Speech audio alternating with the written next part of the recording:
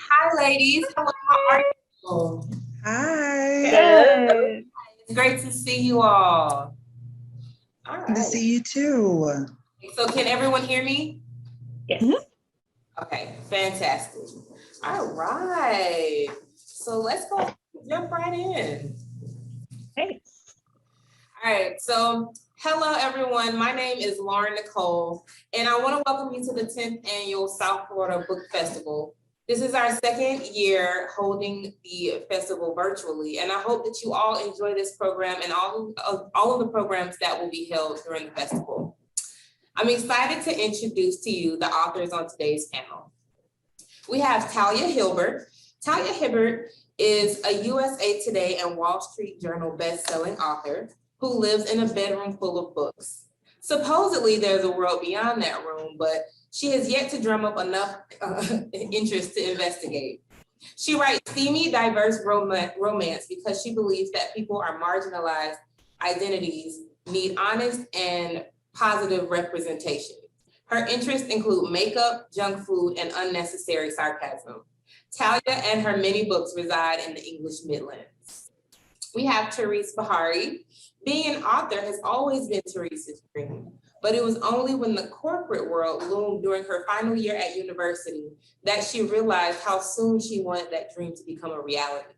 So she got serious about her writing, entered the Harlequin So You Think You Can Write competition, and got the attention of an editor. Now she writes books she wants to see in the world featuring people who look like her for a living. When she's not writing, she's spending time with her husband and dogs in Cape Town, South Africa. We have Vanessa Riley. Vanessa Riley writes historical fiction and historical romance, Georgian, Regency, and Victorian, featuring hidden histories, dazzling multicultural communities, and strong sisterhoods. She promises to pull heartstrings, offer a few laughs, and share tidbits of tantalizing history. This Southern Irish Trini girl holds a doctorate in mechanical engineering and an MS in industrial engineering and engineering management from Stanford University. She also earned a BS and MS in mechanical engineering from Penn State University. Yet her love of history and lattes have overwhelmed her passion for math, leading to the publication of 20 plus titles. And lastly, we have Ms. Danielle Allen. Danielle Allen is a novelist, professor, and life coach. Living authentically has been the key to living her best life. With a background in social sciences, helping people understand themselves so they can become the best version of themselves is one of her passions. Writing contemporary romance novels that change the status quo of the genre is another. So thank you, ladies, and welcome to the South Florida Book Festival. Thank you so much for joining us. All right, so let's jump right in. I see that representation is ever present in all of your work. So I see themes of multiculturalism, gender, race, sexuality, mental health, and even physical disabilities. Can you all talk about why it's important to you as writers to be inclusive in your stories? Let's start with Talia. I think, like a lot of authors of marginalized backgrounds, one of the things that inspires me is my experiences as a reader and how much I want to see characters like myself and how affirming it feels when I do find books with characters who represent me or represent my loved ones and the world around me. So I think that's why I try to do the same thing with my own work. Very nice. Danielle?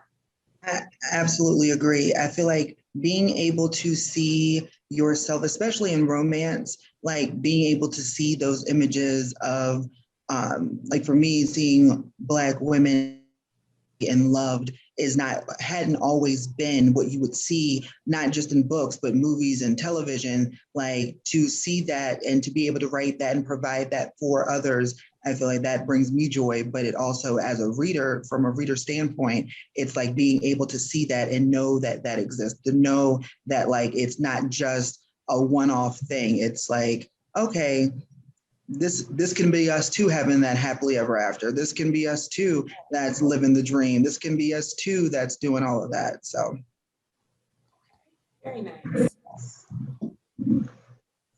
Therese?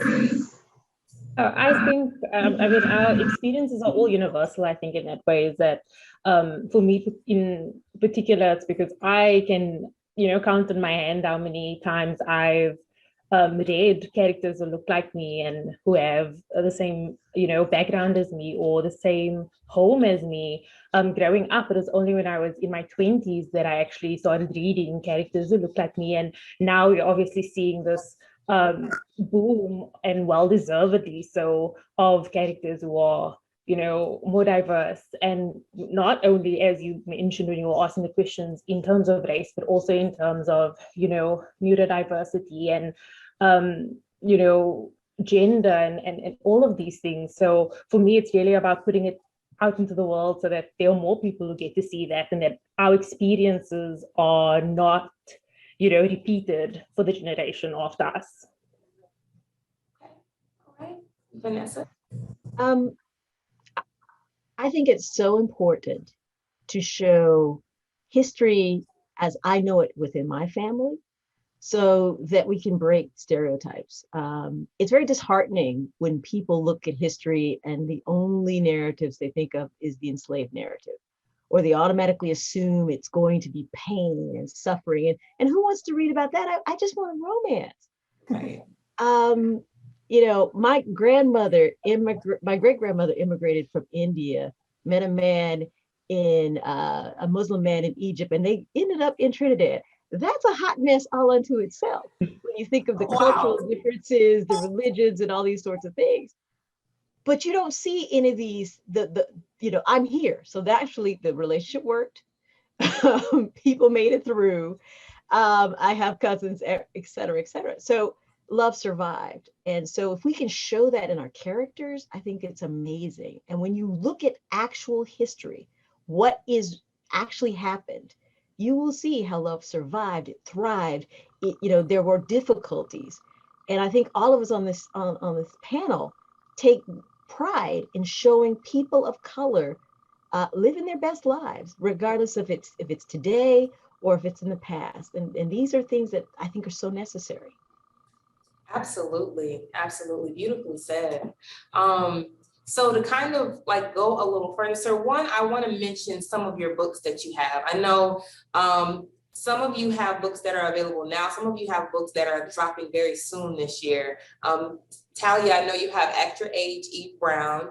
Danielle, you currently have The Cast, but My Anti-Valentine is going to be dropping very soon. Therese, you have his Princess by Christmas, my apologies. And you have Awakened by the CEO's Kiss very soon. And then Vanessa, you have A Duke, the Lady, and a Baby, but you also have An Earl, the Girl, and a Toddler that's gonna be coming very, very soon. Beautiful. And so talking about you all have so much to pull from. Can you tell some of our viewers about what specifically some of the multicultural, some of the sexually diverse characters that you have, some with disabilities, mental health? Can you talk about some of your, pick a character from a book maybe, and tell your viewers how you went about writing those experiences?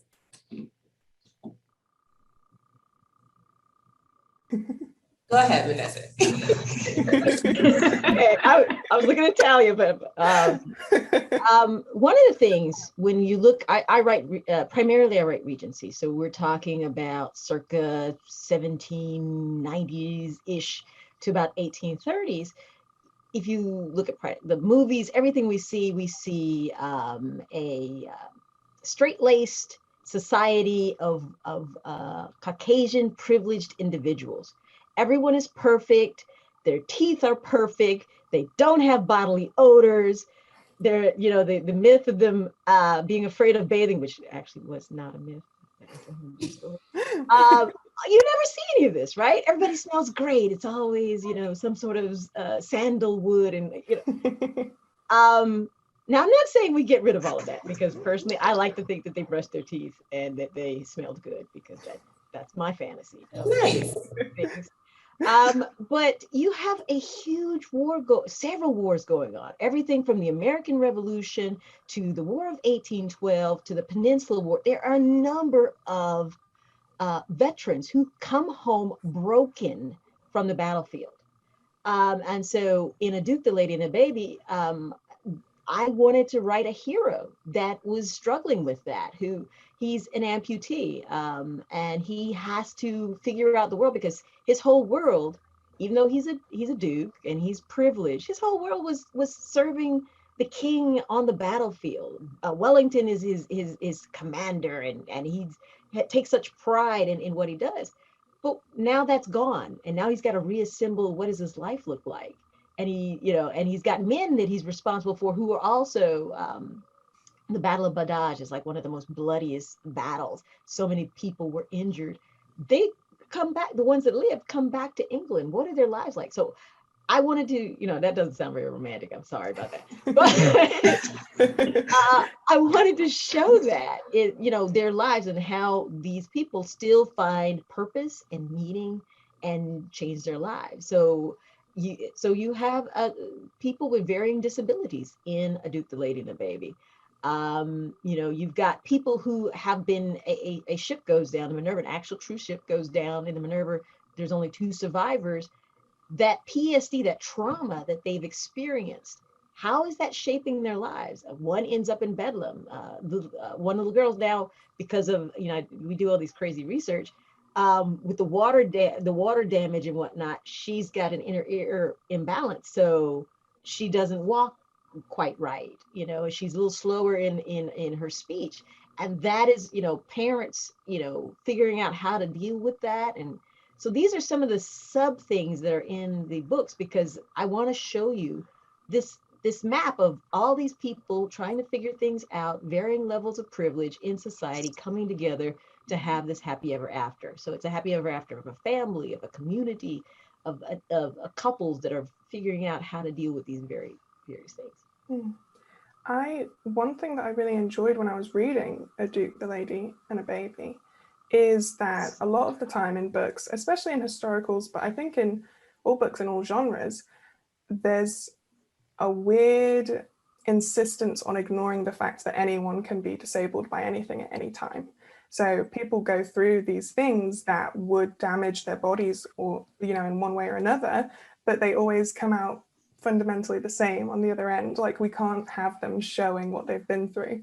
So I liked that we got a war hero who was now disabled. So yeah, that was cool.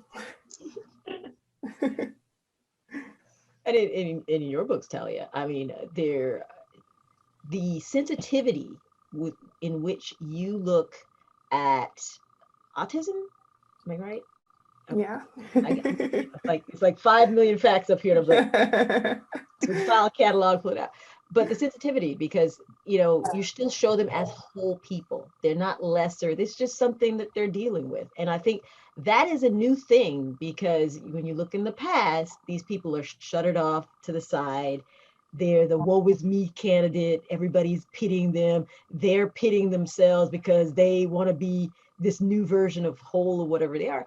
And you're showing this new landscape of, look, this is me. And I'm still going to have my happy ever after. I'm still going to pursue my dreams and goals. And I think that is so empowering. And I think that's one of the beauties of seeing these new stories come out. I heard Olivia Day talk about incidental rep, and she was talking about body diversity because she writes that amazingly.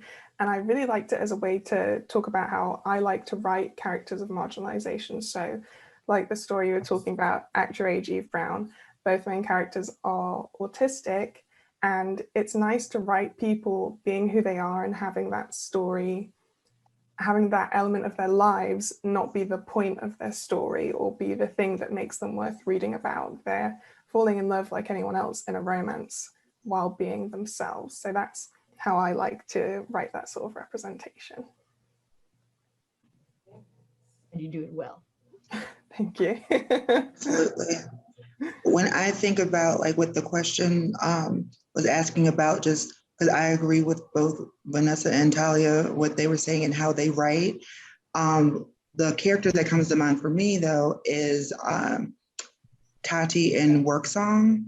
And she is a fat Black woman with natural hair, and she lives her life and is dating and just being herself. And the story isn't about her having to lose weight, wanting to lose weight, or like the end of the story isn't her losing weight to be able to get the man. It's her being herself, living in her fat body and getting the man, because that's been my experience in my life. And so I feel like when I'm reading stories about like fat women, and it's like, okay, well, she has to lose weight, and then that's when she feels confident enough to be able to get the man. And it's like, well, that's not how things are happening over here. So like, I want other like that Black women to feel that too, or like just fat people, period, just feel like, okay, your happily ever after doesn't have to be at the end of a diet. Your happily ever after doesn't have to come after you lose those pounds. You can be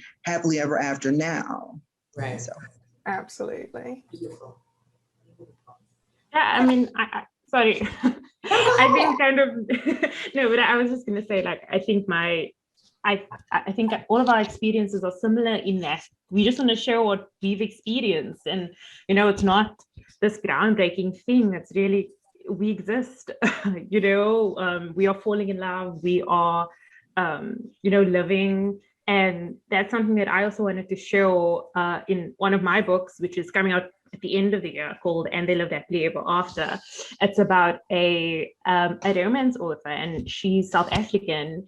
And, you know, you don't generally see South African romance authors really being depicted in novels. I mean, I know they are, but not, you know, it's not very common. It's not common. Okay, let's stop here. No, it's not. Hey, I'm like, no, I don't think that. You know, I don't want to say, you know, you never want to be like, I was the first person to write this. I know they are, and it exists probably. They're out there somewhere. Right. Yes, definitely. But for me, it was just, you know, my experiences have been a lot different to people who live in the US and the UK, and in a lot of more developed countries, you know. So for me, it was such a privilege actually to show that, you know, this experience exists as well. You know, there are people all over the world, not in the same countries as the publishers, or, you know, not in the same country as the audience. And this is the experiences. And also in that book, the author, the main character, has an anxiety disorder, and it's a rom-com, you know, and those two things are generally not depicted together. You know, they are, and there definitely have been more coming out, but, you know, for a large portion of history, it's just been, you know, when you have a mental health disorder, it's shown as serious and dark, whereas, you know, there are people like me, because I have an anxiety disorder, who fall in love and have, you know, joy and light as well as everything else. And it's not about that. You know, my life doesn't entirely, you know, exist because I'm an anxious person. It's Right. me, and this is part of me. And so I was really honored to be able to write that and to have someone be interested in buying that and then showing it. And I hope that when the readers, you know, when it comes out, readers respond to that, because it really is just, this is life, and this is life for all of us.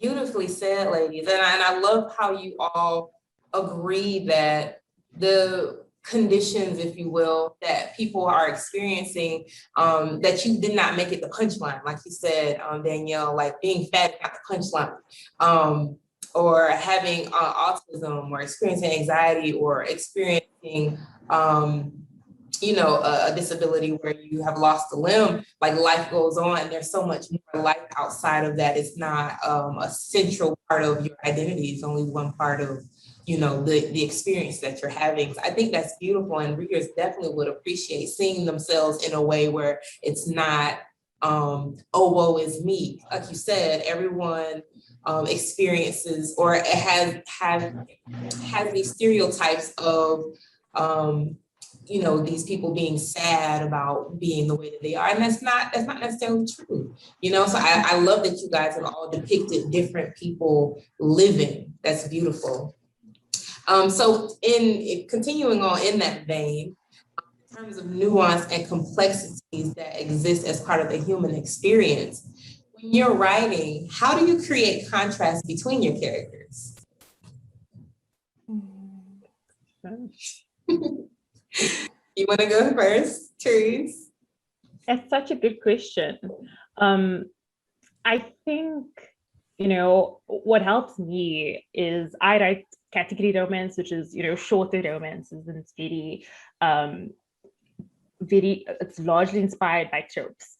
And so a lot of my characters are driven by those tropes. It's like, for example, my Awakened by the CEO's Kiss is about a heroine who's experienced amnesia after going through something really traumatic. And, I just try and think, okay, so how would this character deal with this, losing her husband and then not being able to remember the time around that. And, the next book you go to is like, okay, so this trope inspired this character in this way. And then you kind of hope that those things, the experiences that they go through is what makes them different. Because honestly, there's a lot of similarities as well, right? Like you can't remove yourself from the characters that you're writing. It might not be, exactly you reflected on the page, but there's definitely some of you injected in. So for me, it's always like, what am I writing and what is authentic to that character and the experience that they're going through? And then how do I make sure that, it's not inauthentic, or it's not, too much of myself as well, because it's so easy to kind of just be like the same character and the same, issues, and that's not what all of us go through as well. I don't know, is that what you were asking? No, you answered the question perfectly. I think because Go ahead. So I worked in counseling, and I could get like a bunch of clients who were 14 years old who have similar backgrounds, but they're all completely different people. So like, that's how I approach all of my characters. It's like it could be like Therese was saying, like there could be like the same trope, but because they are different people, they are going to move about that trope differently. So like, that's how I approach each of the stories. Like when I know who the characters are and what the purpose of the story is that I'm writing, then it's just, I let them do their thing, and it just ends up being different because they are different. And so their experiences to falling in love end up being different. Okay. Talia?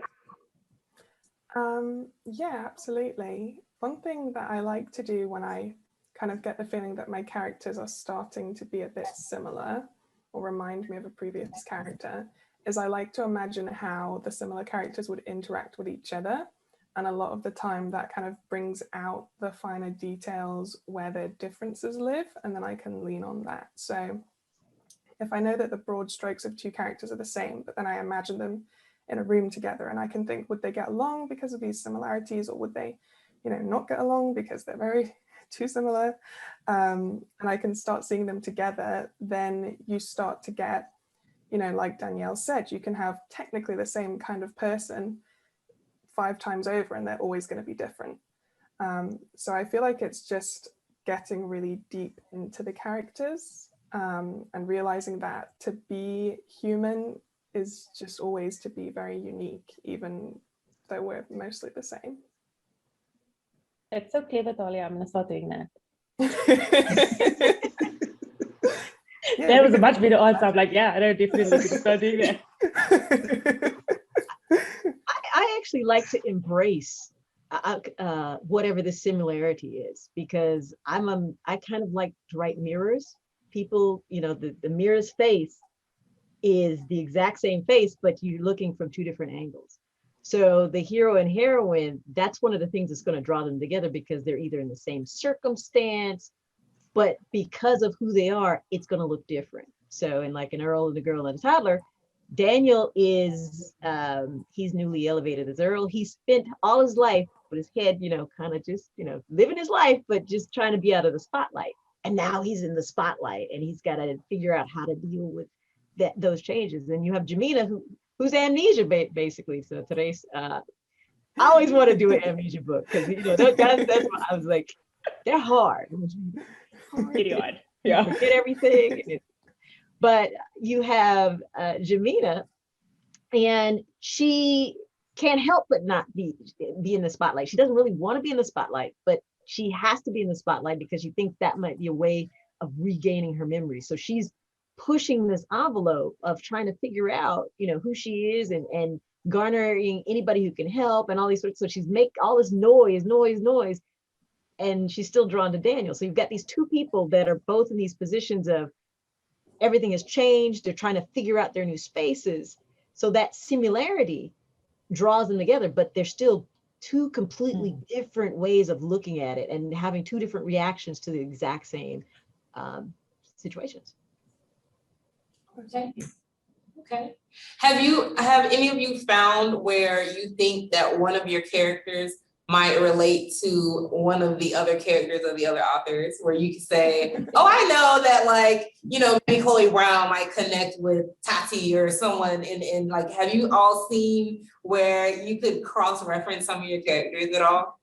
I would love if we could do like they do with TV shows, like an event. Crossover episode? Yes, a crossover episode. We just shove them together. I think Chloe and Jamina and Patience would just hang out and have a ball. I think you're right. And also, once they got past the time travel element, they would be. There is that time travel. Okay, so let's talk romance. What are some of the notable things your characters have done in the name of love?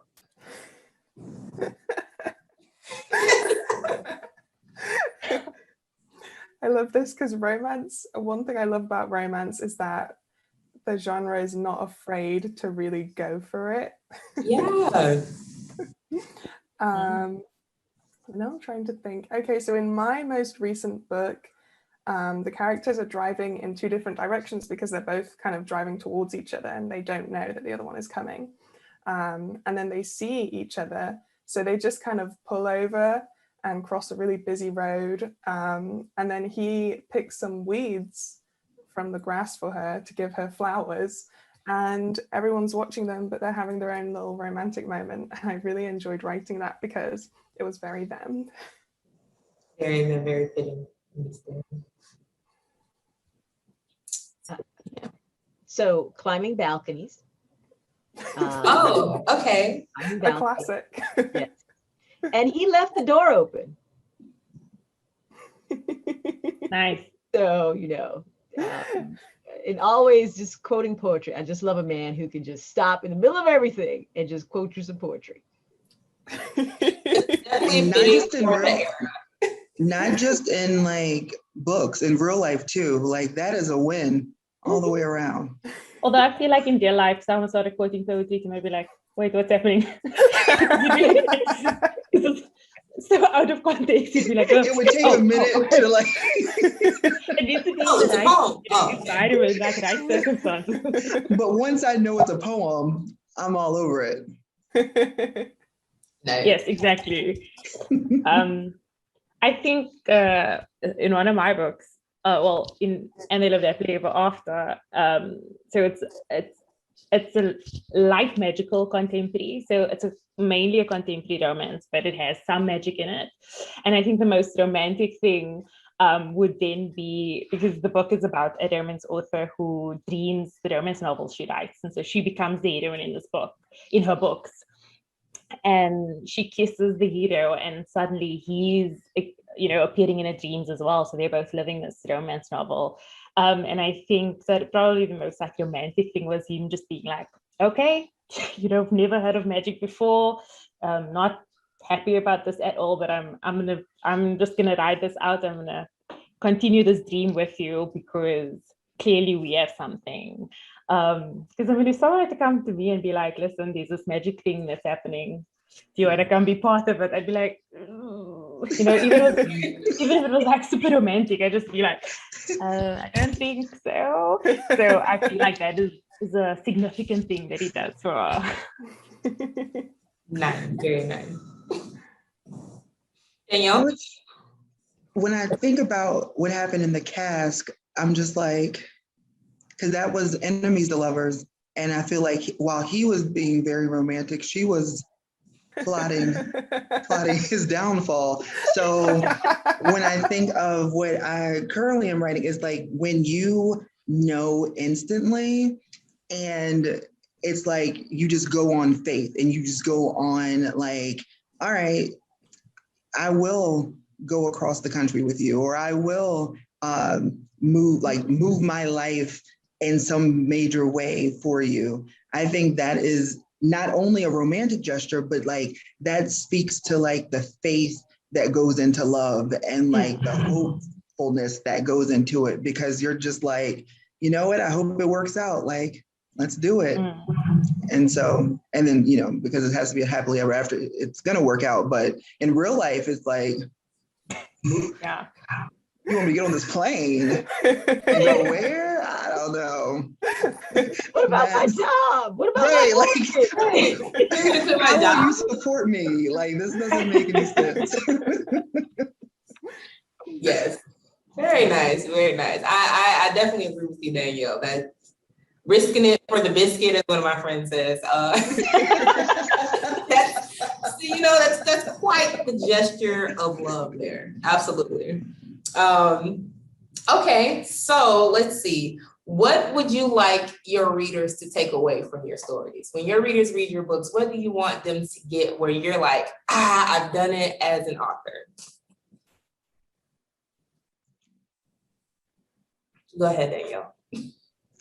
I want, because there's always a message in each of the stories. Like there's an underlying message and it's usually different, but I want readers to take away the fact that love is so powerful and transformative, and it exists in so many different ways. And it's not just to serve as like just the romantic element, but also like when you fall in love with yourself, how like powerful that is and how you move, not only in your career, but with your loved ones. And so just like the power of love within and how that manifests itself in those relationships. Beautiful. Love that. Very beautiful. Thank you. Vanessa? Several things I want you to take away. The first thing is that you don't have to lose yourself to gain love. You don't have to lose your friends, because we live in a village. We grow. We do life with other people. So the people that I'm with, unless of course they're the evil person, I just don't know it. I'm going to keep those people. I'm going to be better. I'm going to build my village better, stronger, because now I'm adding this love to my life. So I'm not taking away something, I'm adding to my life with this love. So very much very strong sisterhoods within all of the books that I write. And then that love survives no matter, what kind of crazy circumstances that I might, because I might be slightly evil, writer, put all these little crazy things in there. Love is going to survive, and it's going to thrive, and it's going to look like the ideal love that you would want for these people that you've spent time with. You're rooting for them. And it doesn't matter their background or their diversity, skin color. In these historical settings, you're going to see that love survives and thrives. And it's something that I think we can all be enriched by. Talia?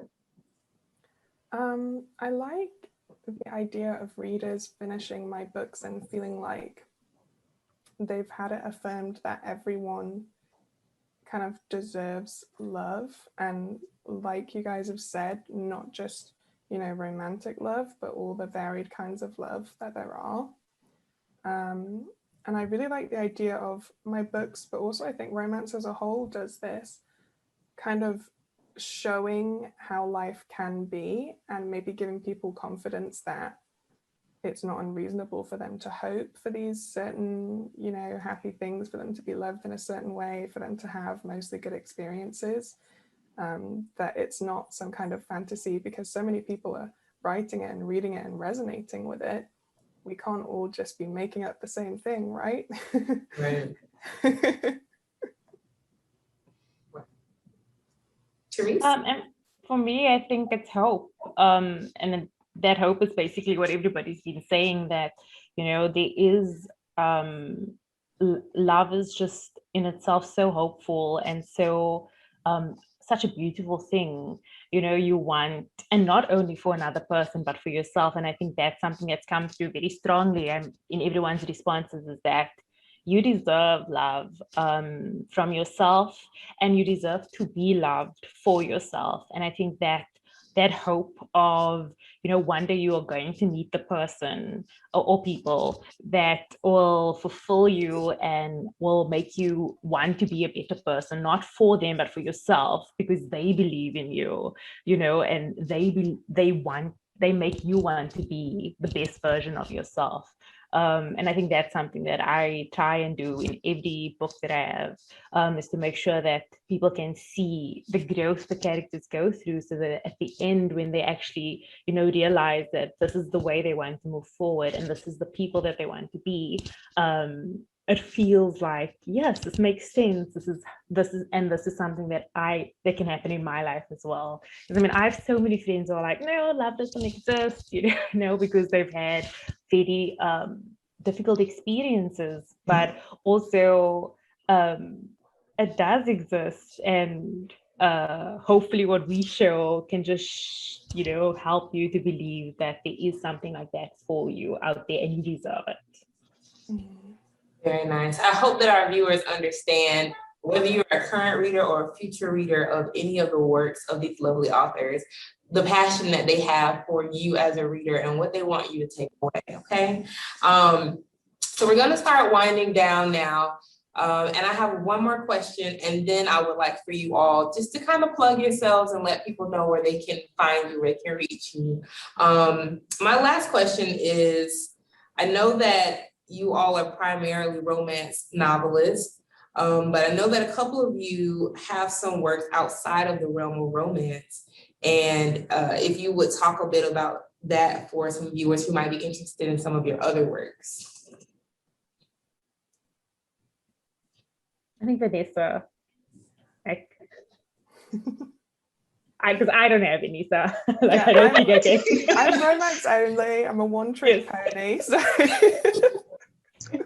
I have some nonfiction self-help journals. So if you are, and it goes back to love. So it's the art of being and the art of being love. And it's about helping people figure out what it is that they want in their lives and how to manifest that for yourself. And a lot of times people don't believe, when Therese was saying, there are friends who are love doesn't exist because you've been through so much, but just taking a step back and looking at, okay, what is it that I want? And then making sure that you are putting yourself in a position to get those things, that you are seeking those things because you believe that you deserve those things. And a lot of times when you've been through a lot, you can sometimes think that you don't deserve it and you're not worthy. And so it's just helping people figure out how to love themselves better, so that they know that they are worthy of all the things that they want and that they can go after the things that they want as well. So that's the art of being and the art of being love. I love that. I'm going to give that to all my friends for Christmas. Right. Excellent. Therese has been busy with her additions to the new family, so that's the only reason you don't have any other genre books out. And Talia's been just killing it all over the map with her romance. Danielle, you see, you got your other nonfiction and everything. For me, I have my second book this year will be coming out. This is my very first historical fiction. Comes out July 6th. It's Island Queen. And Island Queen tells the true it's about a true actual living person, well, not anymore, but Dorothy Kerwin Thomas. She starts her life as enslaved in the island of Montserrat, and she literally earns her freedom, the freedom money to pay for her freedom, the freedom of her family, and she goes on to become one of the wealthiest women in the West Indies. She is just phenomenal. The life she lived. She is a mistress to Prince William Henry, aka future William IV, the King of England. So, Meghan wasn't the first. Put it out there. But when I started writing women of color in powerful positions in the Regency set, there's very little information at that point that people had paid attention to and whatnot. And literally, when I found Dorothy, she was a sketch in a political cartoon mocking the Prince William for having this affair. And then when I actually found her, she was a paragraph in a book, right? And this phenomenal life of just digging and researching, because until we see these stories, we're always thinking that we didn't exist in these time periods, or we only existed in this little faction. And this woman starts in that little faction, and she just luxury hotels. I mean, it's a phenomenal woman. And I almost feel like I've been writing her or pieces of her in all of my heroines, because my heroines have achieved certain things. They're in different statuses of life. They're in just not in the mold that you would typically assume for a Black woman during the Regency timeframe. So I'm very excited about Island Queen. I think it's going to change perspectives, and it's based on a real woman who did these phenomenal things, who got relegated to a paragraph in history. But she's more than a paragraph now. I'm just saying. It's more than you brought her all the way to life. Beautiful. A little bit thick. Awesome. I apologize in advance. It's a little thick. Island Queen, July 6th. Right. That's awesome. Very awesome. Very awesome. So we have about 2 minutes left. If you all would just go through and just plug like your website or your social media, or tell people where they can find you. Go ahead, Danielle. So authordanielleallen.com is my website. I can be found on Instagram at author Danielle Allen, on TikTok as author Danielle Allen, and on Facebook as author Danielle Allen.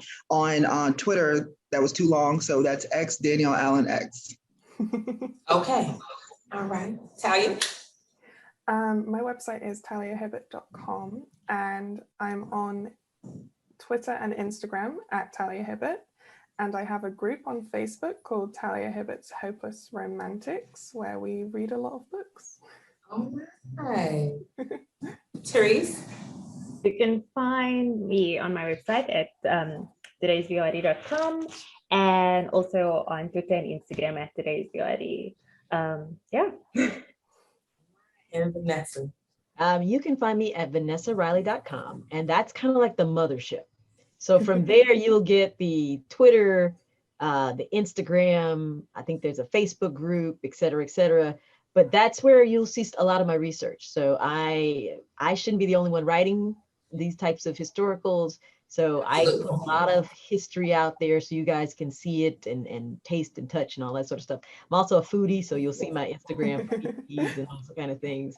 But yeah, vanessariley.com. Please follow me on Instagram, on Twitter. Those are where I'm most active. I can do better on Facebook. Bye. We all are.